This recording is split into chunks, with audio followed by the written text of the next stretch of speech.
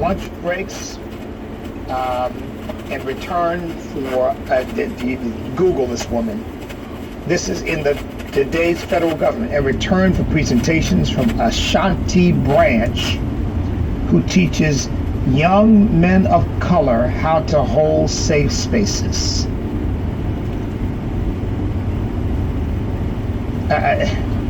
Folks, I'm not kidding you. I'm not making this up. This is in August of this year, and this is coming from out of the Trump administration. I know he doesn't know about this stuff, but it just goes to show that there is deep resistance within the federal government, because I know the president wouldn't allow this stuff to be paid for by American taxpayers. So listen to this. Furthermore, not only the IRS, the Federal Emergency Management Agency, the Department of Energy, Department of Homeland Security, the Border Patrol, the Department of Justice were brought together to engage and learn how to practice mindfulness and wellness tools. Now, folks, and by the way, the United States Department of Agriculture Forest Service was part of the sponsorship of this. It took 7,200 hours of federal employee time. It included talks by ABC News correspondent Dan Harris, who was spoke from his self-help book, quote, 10% happier, how I tamed the voice in my head. How I tamed the voice in my head. These people don't need a retreat. They need therapy, folks. They need deliverance, actually. They need the demons cast out, frankly. Oh, look. The second day, they worked on mindfulness and resiliency in the work environment and in performing. And here's what this woman, apparently Michelle Rugabrink, said: our mind is an instrument.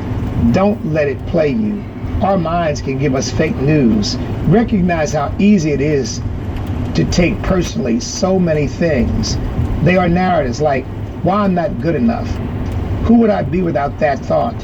If they had what we had, or we had what they had. I'm quoting her, I teach mindfulness and compassion practices that enable us not just to survive, but to grow from exposure to stress. Mindfulness and compassion practices are core skills that foster high performance and promote diversity and inclusion. I do a lot of coaching, and I am passionate about bringing restorative justice practices to our work environment, folks. No wonder the president is facing such opposition from within, because you've got people being indoctrinated with this garbage right under his administration. Now, here again, I'm not pointing the finger at the president. I can't. This is one of these bureaucratic things that he probably had no idea was going to happen until it happened. But here we go. And look, she is also the founder of something she calls the multiversity. The multiversity, not the university, the multiversity. And she says, we started the Mindfulness, Compassion, Inclusivity Summit, and the multiversity helped us host it. And we had plans for the whole government. They want to do this for everybody in the government. In other words, it's not enough to brainwash our kids in public schools, not enough to brainwash them in college. They're basically trying to brainwash everybody in the federal government. Mindfulness? I mean, folks, this stuff is off the wall. And this is what we're paying our tax dollars Now listen to this. She teaches people about 20-minute sitting, in which she invites federal workers to simply sit and stare blankly ahead for 20 minutes. And they should not become, quote, attached to any thoughts and concentrate on their breathing instead. You know, folks, I read this stuff and I think, no wonder we're in trouble. This is nothing but a bunch of leftist gobbledygook. And this is what they're teaching people in the federal government. By the way, of course, and you'll find this the kicker, in a Trump administration, these meetings specialize in social justice and social change. What? I mean, folks, social justice is nothing but a code word for Marxism and socialism and communism and leftism.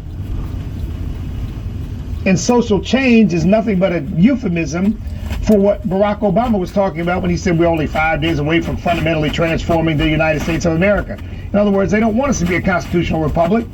They don't want limited government. They don't want low taxes. They don't want personal freedom. They want state control of everything and everybody. I tell you, folks, no wonder we're having these problems. They're so deeply embedded. Now, I'm sure the president's going to probably hear about this and put a stop to it. I trust he will. Trust he'll hear about it. Trust he'll put a stop to it. But this just goes to show, in a Trump administration, right in the belly of the administration, all of these agencies are going away to be given a 2-day indoctrination with a bunch of leftist gobbledygook. I want to hear from you all. I want to know what you think. The number is 888-589-8840. When we come back,